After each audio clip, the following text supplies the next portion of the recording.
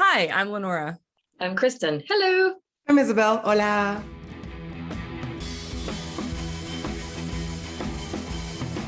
Hi, I'm Isabel. I am the founder and firebrand of the Uprising Spark. I am the co-founder of Nunca Madres, and I am a child-free coach. I help child-free women like myself who are maybe struggling with a little bit of anger or fear or just anxiousness about our choice to embrace the life, the child-free lifestyle, because that's what they have chosen.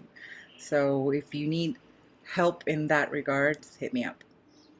Hi, I am Kristen Tetzi, a writer whose latest novel is The Age of the Child, in which a woman who has never, ever wanted children finds herself unfortunately pregnant soon after Roe v. Wade has been overturned and the last abortion clinic has just shut down. Hi, my name is Lenora Faye. I am a child-free lifestyle advocate, speaker, and moderator.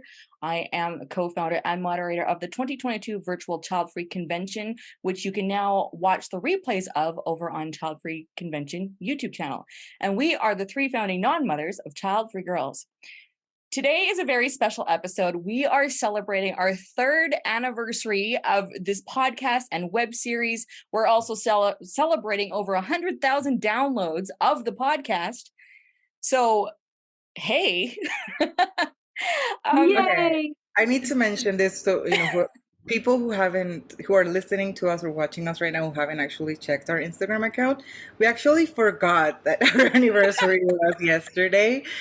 We were talking about something else, and then Lenora was like, "Oh, fuck! I think it's our anniversary today," and we're like, "I think so too." A couple weeks ago, we knew it was coming, and then it's just been so busy, and we just all three of us had participated in the Childfree Convention, in some form or fashion. So it was just coming off a very busy time, and actually, our anniversary also falls on International Child Free Day, which is August 1st. So we were busy promoting that. And towards the end of the day, it just dawned on me. I'm like, wait, this is our anniversary. So I texted you two, and you're like, oh, yeah. Right. It's been 3 years. Actually, your comment, Isabel, it feels like through 3 weeks. I'm like, well, maybe 5. Like, it feels like we've been doing this forever, and I don't mean it in a bad way. It's been a part of our lives it seems like it's been a part of our lives for a long time. Yeah. Yeah. It's simultaneously so fast. Like, I know. Yeah. I can't believe it's been 3 years. Yes. So on that note, I mean, look, if we went back to our very first episode, compared to where we, I know, major cringe, right? We're on so many levels. And I'm only speaking You mean personally. You two watch that? I won't watch that. I refuse. Oh, yeah. Torture me, just put the first episode and I'll cry. It's like, delete. No, we kept it up. You can go back and watch it. Anyway, so on that note, what have we individually learned throughout the course of these 3 years? We've had a lot of guests come through the show. We've had a lot of topics. A lot has changed, in the world and in some of our countries, and we still have not met. I'll just put that out there. As of this recording, we still have not met in person. But what are some things that you have taken away, or learned, or expanded on in these last 3 years? So I'll start with you, Isabel. Or sorry, that was really... I just slid right into moderator mode. He's still in moderating mode. I'm still in moderator mode from the convention. If you don't know, Lenora she just moderated like 2 full days 16 hours. 16-hour live 16 hours of convention time. So, but yeah, that's okay. I was like, that sounds really weird. That's not what we do here. Well, I'm part of the Childfree Girls. Yeah, what have I learned the past 3? There's so much. So I'm going to try to focus on one thing at a time. So one of the big things that I learned during this time was when we had Amanda over, that she talked about antinatalism. Like, I didn't know that there was like a whole movement out there that opposed to human reproduction. That to me was like completely new. And so if you tell someone like there's a movement out there who like is just completely against human reproduction, there's so many things that come to mind, right? You're like, are they nihilists? Do they want to end the world? And then when you start talking to antinatalists, you realize that there's a lot more behind their thoughts, right? Like it's and I think they're like different currents as well, as I understand. I remember from that episode. But it's, I mean, I actually agree with a lot of the things that she said. Like, I was like, oh, that makes sense. And I don't consider myself an antinatalist, by the way. Maybe part-time, like Lenora, sometimes. Um, that to me was an eye-opener. Big one. And now we'll throw it to you, Kristen. Don't edit that part out, by the way. Going off of kind of trailing along with what Isabel said, and this is actually just something I learned recently when I was watching Amanda on the Child Free Convention. She was responding to a question someone had asked her about the joy people experience in life, and isn't it okay to have, like, isn't it okay to bring life into the world if your perspective on it is that you're giving someone an opportunity to experience love and fun and good things and pasta, I would add. And her response was, but at what expense are these people experiencing this joy? Is their joy something that can negatively impact animals? Like, is part of their joy the murder? Not the people don't enjoy the murder of any of cows, but eating cows or eating pigs or eating things that whose deaths they're then responsible for, or consuming things that create that contribute to companies creating pollution and all that stuff. So I thought that was a really interesting. That was just something I hadn't thought of before, and it doesn't make me antinatalist, but it does make me think, yeah. I mean, as much as life is fun, it becomes a little less fun when you think about the impact your fun has on someone or something else, which is not an uplifting thought. That's something that actually did came out in our episode.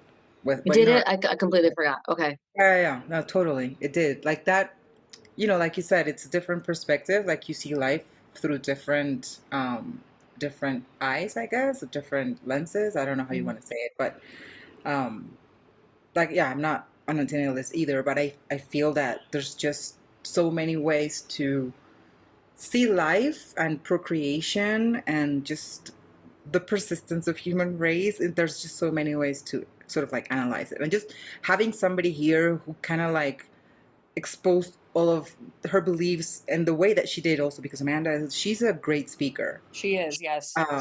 Absolutely. That to me was a big one. I'm going to agree with both of you. That episode, and I think that was our fourth or fifth. It was really early on in our show. Yeah. And to me, I actually found that conversation compassionate. I am not an antinatalist either, but listening to her answers, and of course, we've actually since been on her podcast as well too, and it's made me pay a little bit more attention to not so much the community, but the philosophy, and just when I see it online, I read a little bit more of it, because initially, I don't remember when I discovered the term antinatalist. It would have been after I discovered the Child Free community, but my first impression was always a lot of anger. And so when she came on the show, she had very clear definitions.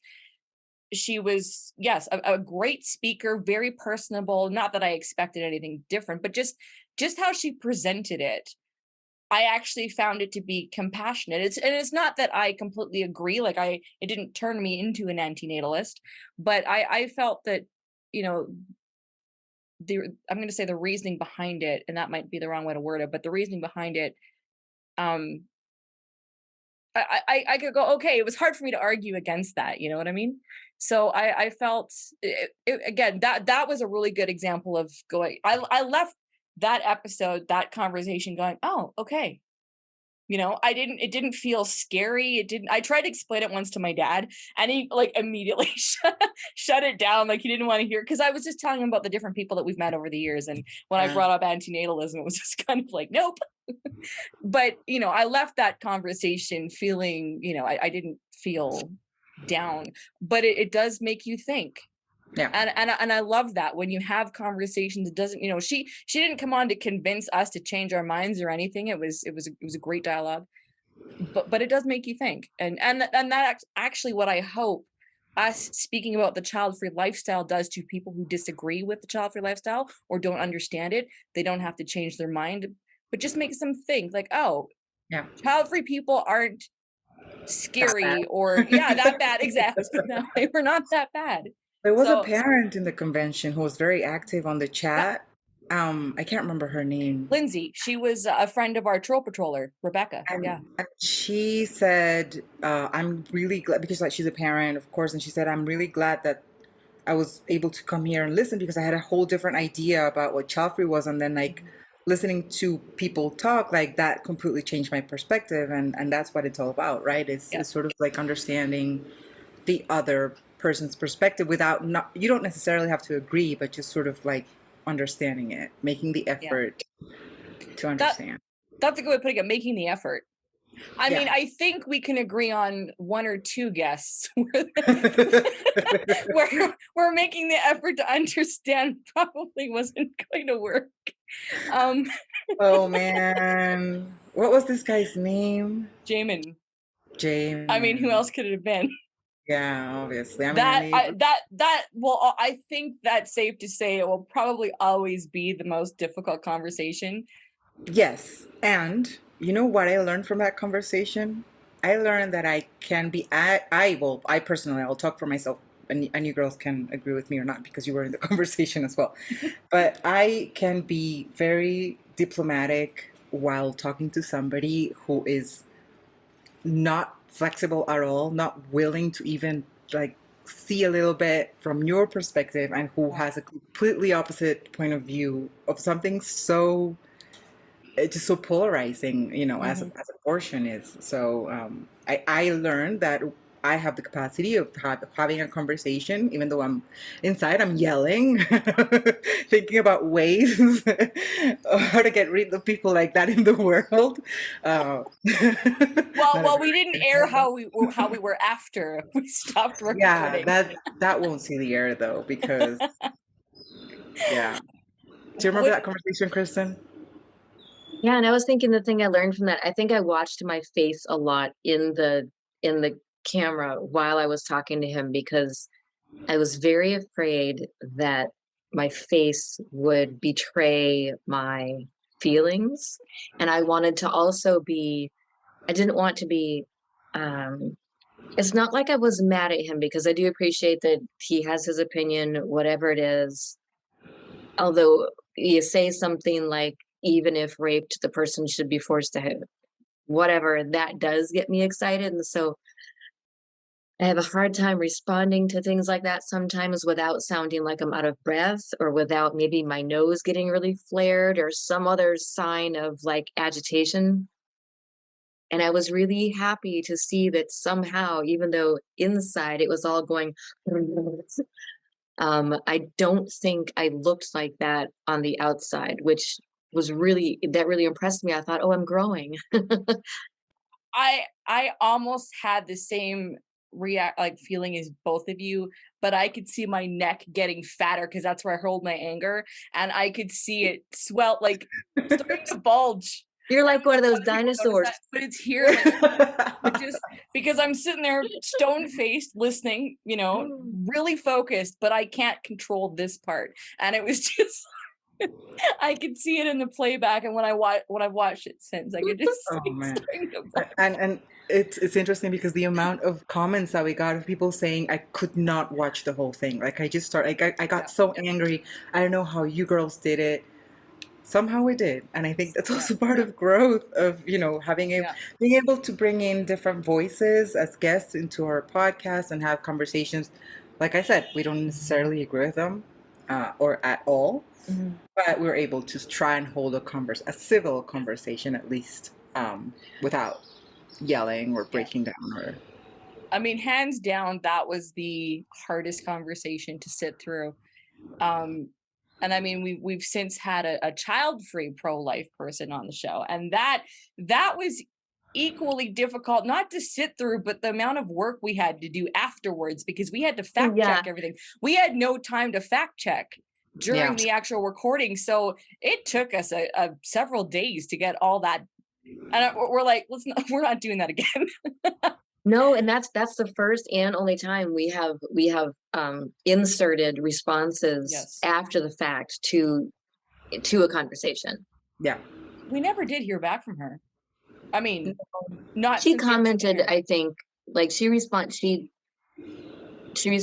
to our responses because we gave them to her to be fair and did. to let her know. But once it aired, but she was still very nice about it. She was. But, Yeah. but once it aired, we never heard from her. Yeah. So she must have been, I'm assuming she was okay with the episode. I mean, like we said, it was fact checking. We weren't just making stuff up. Yeah, So and we did run it by her. she did, yes. Yeah. Like she knew this was coming. We didn't like just hit it with it. With They're an ambusher.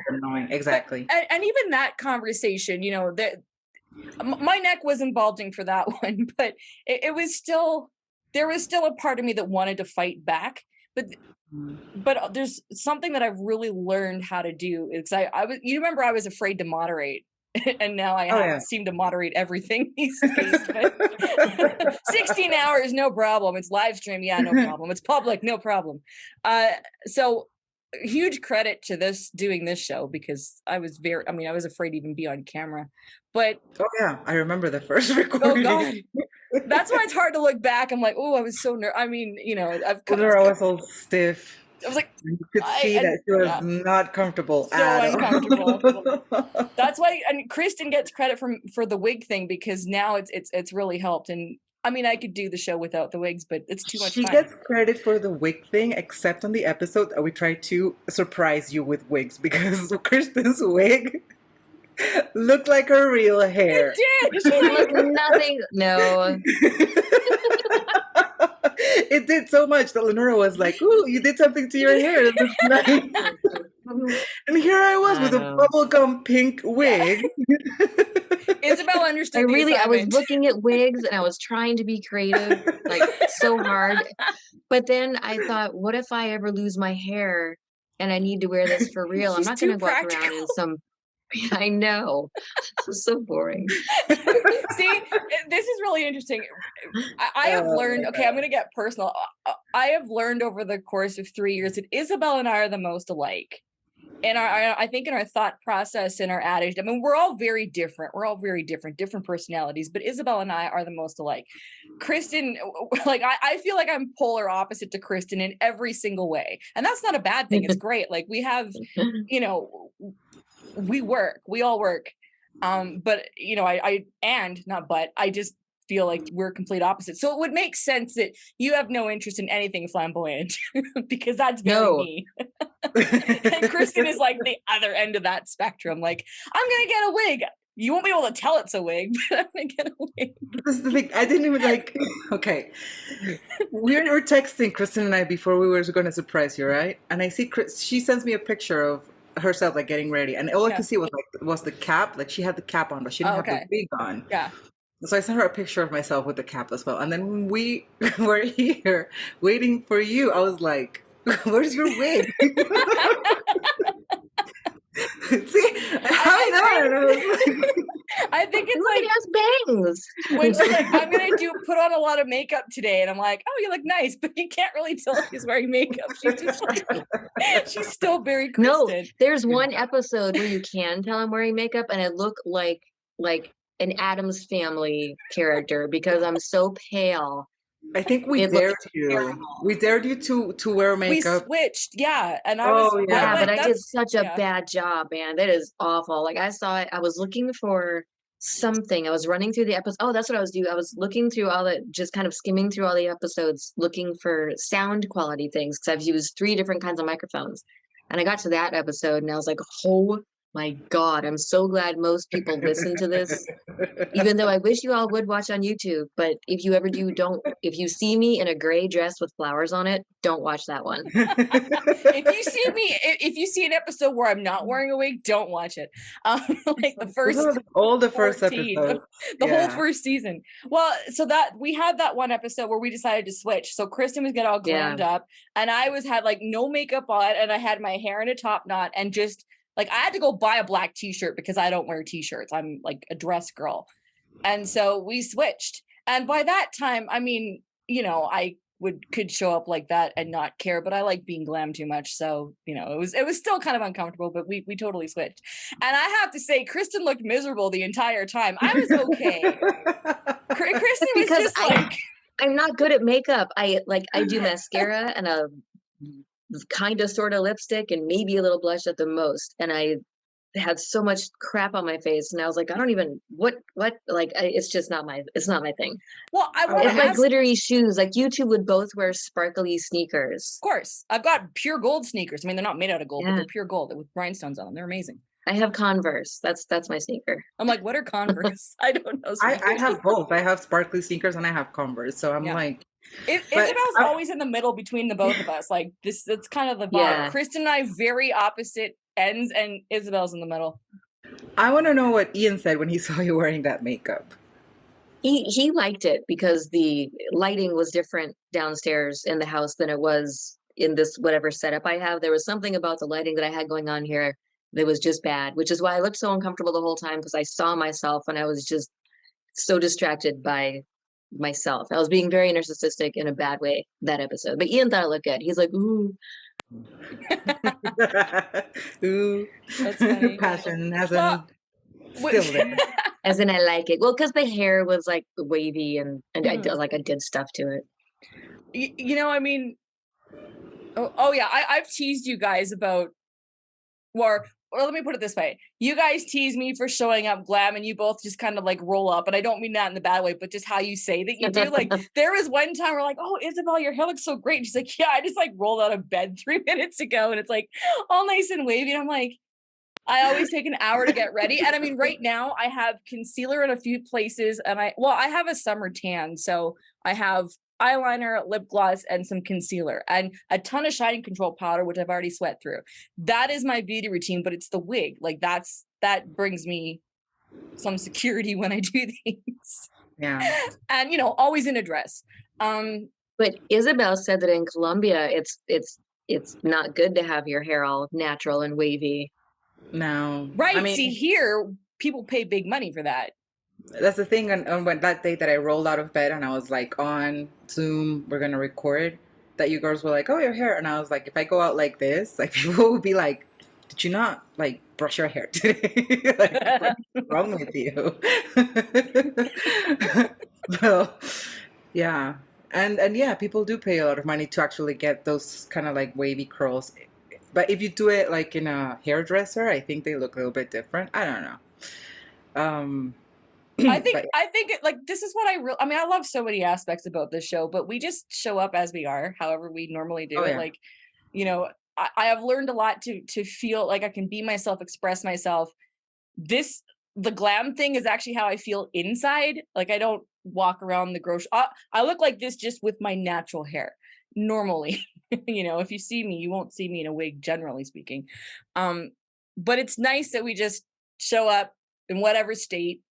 There's been times where we've been medicated at separate times. Kristen might be medicated right now. Last recording, I was medicated from dental surgery. So and we roll with it, and it works. And, Yeah. we still get comments from people saying, it sounds like you guys like each other. I'm like, yeah, we do. Yeah, I think that's another thing that I personally can say that has it's a very positive thing that has come out of our collaboration, and it's that I feel that I have a lot more confidence in myself on camera, doing things like this, posting on social media, just kind of like showing up and showing my face. Because I remember when I first started with the Uprising Spark, which was a few months before we started with Childfree Girls, I didn't want to show my face like anywhere. Like I just felt really uncomfortable with just being there. And now it's just like, oh yeah, I don't mind. Like I'm I the just do it. exact same way. I was dead like originally it was the Bitchy Bookkeeper Instagram, and I'm still locked out of that account. So now I'm at Childfree Blog, but I never showed my face. Like, I almost said no to doing this because you were like, yeah, let's do a web series on YouTube. I'm like, are you kidding? I'm not showing my face on camera. But we got along and we did it anyway. So, but the confidence level is huge, and just I think also being able to express myself. I mean, I've worked a lot to be able to formulate a thought, put it out there, knowing that it's going to be public and people are going to listen. So I want to be genuine with it and doing the show because we've been consistent with. That's the thing. And high fives to all of us. We have been consistent with this show since we started. We have not missed an air date. We shuffle our recordings around as we need to, but we have not missed an air date, which is very rare.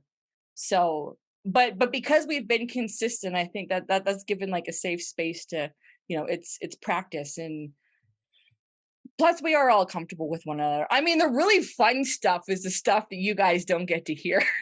The really fun conversations are when we're just before we officially start or after we've finished. Yeah. Speaking of confidence, and safe spaces, mainly safe spaces. That's another thing. I don't know if I would necessarily have shared so many personal things about myself and my life if it wasn't for this podcast. Like if you hear all the episodes, you'll see that we all share stuff from our lives. Yep. Sometimes it's really personal stuff. Mm-hmm. And we're kind of like, we just made ourselves vulnerable, which is not a bad thing, It's actually, I mean, I wouldn't call it a good thing. I think it's a thing because people will connect with you. People who have gone through similar situations, people who have lived, more or less the same, I don't know, whatever event, however you want to call it. I think that's the best way to connect with our audience. And we have been able to get there. I know at the beginning we were just like super stiff, like we don't want to show that side of ourselves. And then at some point, I felt sort of like the veil just drop, and I've shared really personal things in this podcast. Yeah. And also too, behind the scenes though, the three of us do share I feel like Isabel and I share more personal stuff in our group chat. I think Kristen still has a lot of secrets she's not telling us. Well, I mean, I'm not dating anybody. I mean, I'm pretty much just married, so there's nothing interesting to say there. Our fun personal life dramas, that it is really nice. Like off the show, we do have that in our group chat because there's a lot of times we're like, okay, something's going on, I need to share with you. We don't have to, but we do. Also, Lenora doesn't like to talk about body fluids, so that takes out all of that stuff. And Lenora doesn't like to talk about bugs either, so that takes your photography away as well. Yeah, I mean, like half the pictures I take have wings. Yeah, you've given me so many heart attacks on your social media. So thank goodness, Isabel, you're here, because otherwise Kristen and I would have nothing to talk about, because Kristen just wants to talk about bodily fluids and bugs. Bodily fluids are my jam, man. Kristen and I share bugs in our private chat, so I sure hope so. I am grateful for that. I mean, I don't think we make a habit of we don't talk, if we need to say something, we all say it in front of one another. But thank you for doing that. I really appreciate it, because it's bad enough Instagram knows to show me Kristen's bug photos first. I keep hiding them every single time. I'm telling you, Laura, the last time I did it, I put them in a reel. I put a cover on the reel. I put a caption that said, "Warning, things with wings." And I don't know why the butterfly was the first thing you saw. and it was like 5 a.m, and that's the other thing, because we're in different time zones. I mean, Isabel, are we on the same time zone right now? Okay. No. Mm-mm. We're 1, 2, 3 type of thing. Yeah. So I'm 2 hours behind Kristen, who's up super early, and I go to bed super late. So, yeah, she's already had lunch by the time I wake up at 8 in the morning my time. And then she's in bed by the time I'm having lunch at 7 p.m. But yeah, Kristen's always the first thing I see for some reason on my Instagram, and it's usually bug related. But, I have to say something. No, I have reels now. I'm doing totally different reels now. I'm playing with stick figures. I'm having a great time. Yeah. I have to say, so I am famously pet free by choice, and you two famously have pets. I have to say one thing that has, I have somehow bonded with Lenny.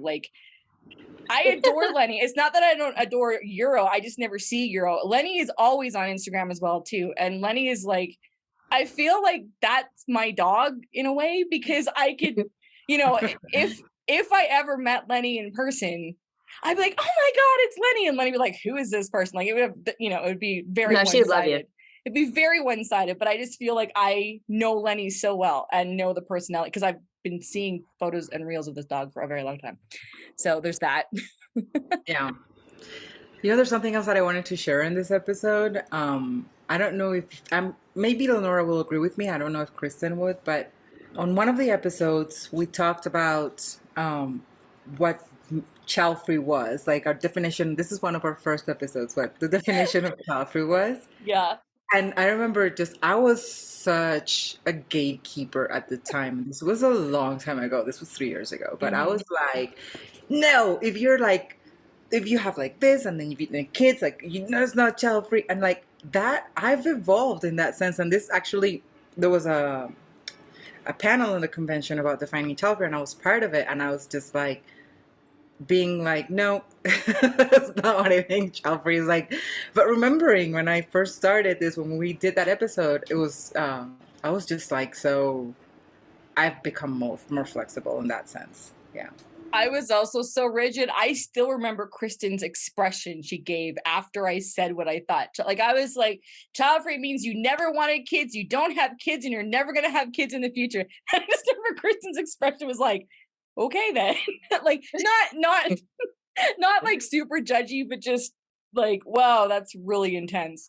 And I felt so strongly about it. And you know, there is a part of me that still feels that, because when someone says that they're child free, I assume that they never wanted to have kids and they won't ever have kids. But all the conversations we've had through here and through, you know, our individual platforms really been an eye opener to people's experiences. And I have, my level of empathy has just grown leaps and bounds since doing this show, I will say, and subsequently other things that, you know, I've been a part of in the child-free space. And in all seriousness, that has been a huge thing. Like, people say, oh, you know, kids will change your life and make you a better person. In all honesty, learning how to listen to other people and their stories, whatever they are, and talking with people, that has, you know, I mean, I'm not a perfect person, never will be, but my level of empathy for people has really, really expanded, I have to say. So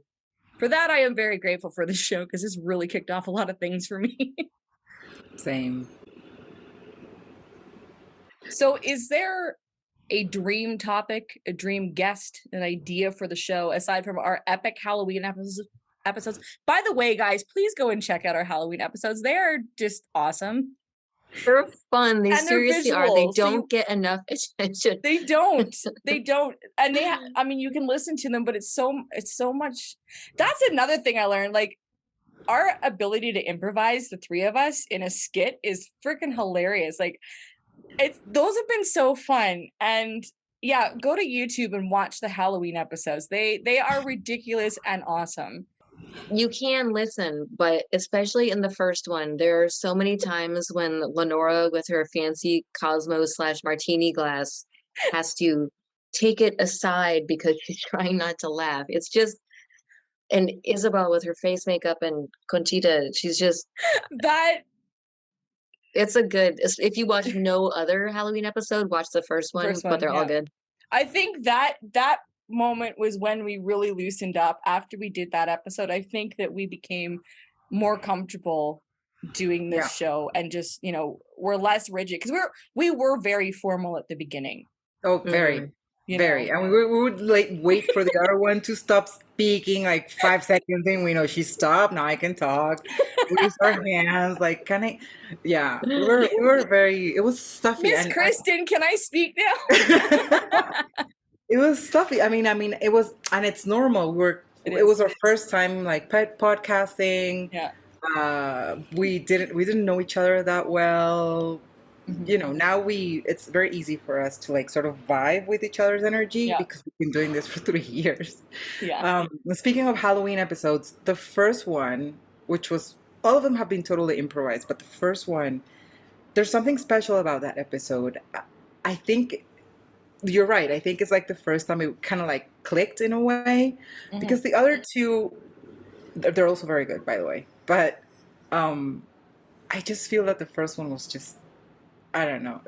You need to watch it. If you're We listening didn't to know her. how well we clicked until that, because we didn't tell each other what we were going to do. We just showed up in our characters. We didn't give anybody any warning, and it just worked. And it was so funny. And Mrs. Kristen's character, like, I can't keep this. Misters. Sisters. Misters. So that was the She first changed one. that halfway through. That's the, Yeah. like, it was so brilliant. Like I don't know what we did, but it was just so. It was hilarious. It was so Was the good. second one the one that Kristen is like interviewing us? Yeah, and I have all those books. With your book titles. Yeah. The book titles are, oh my God, they were so good. I just had this really great idea, and I you guys laughed so hard. And your author persona was like, you know, like it's a see, that's why you have to watch these things. We can't even talk about them. They're so funny. I'm gonna cry. They're hilarious. And yes, They we're are. actually going to continue doing them. So this year, we're going to actually also have a Halloween episode in October. And we don't know what we're going to do yet. And we No. might just kind of like do the same thing we've done every time. It's just like show up and improvise somehow. People watching this are gonna be like, "Hey, these three ladies are on crack." Oh, Actually, we man. never did answer the question though. Is there a dream guest or an Oh. idea for the show that you want to do aside from our amazing Halloween episodes? I have a few dream guests. I guess I would love to have Oprah here, for example. Who wouldn't? Obviously. I would love to have. There's like so many child-free celebrities that I admire. You know, and I think it would be fun to have someone who's like in like in the public eye in that way, like being Yeah. such a big focus on their personal lives, and so I think that would be interesting. Yeah.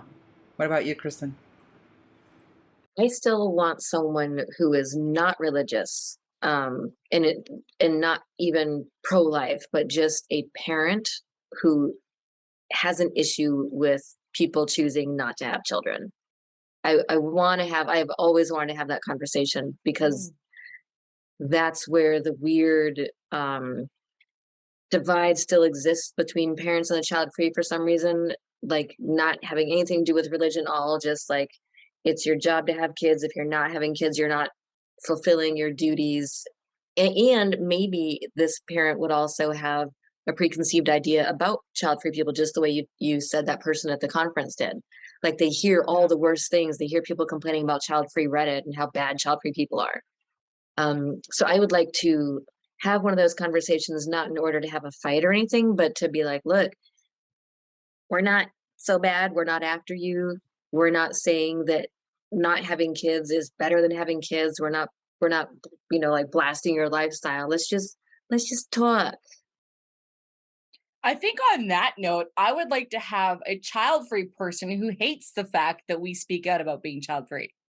Someone who doesn't, is specifically chosen to not have kids, but thinks what we do is a waste of time. And by we, I don't just mean Childfree Girls. I mean like the entire Anybody community of child-free content creators. I think that would be really, really interesting, because you would think the assumption is, oh, you're child-free, you're going to love what we do. Or you're going to love that people are talking about this issue. But, for someone, because we see that comment frequently, I mean, not frequently, but it's out there. I think that would be really a really interesting conversation to see like why, like what's upsetting them, or what they're, what's upsetting them about this. Agree. I think it would also be interesting to have as a guest a regretful parent. Yep. I think that would also be interesting. Sort of like ask this person how they decided to have children in the first place, and then, I think it's an interesting conversation. By the way, all of this is possible. Even if you don't want to show your face, we can keep you anonymous. We have had anonymous guests in the past. Like, we will see them, but we, remove images and stuff after recording. So, if anyone's listening or knows somebody, just putting that out there. Well, that is it for this episode. Thank you for sticking around, and thank you so much for supporting this show for the last 3 years. We deeply, deeply appreciate it. If you want to get in touch with us, you can send us an email to childfreegirls@gmail.com. We also have our quote unquote advice column, Dear Childfree Girls. If you have a scenario that you want input on, send us an email, title it Dear Childfree Girls. We will respond as individuals, so you'll get 3 different answers, and we will put it on our blog. We can keep it anonymous if you don't want your name shared. Our website is childfreegirls.com. Yeah.